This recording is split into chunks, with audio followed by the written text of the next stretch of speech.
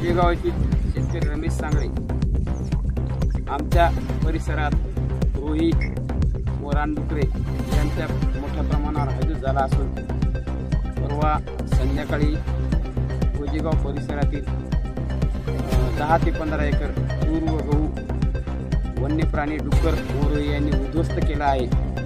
तरी वन्य विभागाने संबंधित शेतकऱ्यांना शेतीचे पंचनामे करून योग्य मदत द्यावी, तसेच वन्य प्राण्याचा वेळीच बंदोबस्त करावा। या वन्य प्राण्यांमुळे शेतकरी मेटाकुटीस आलेले आहेत।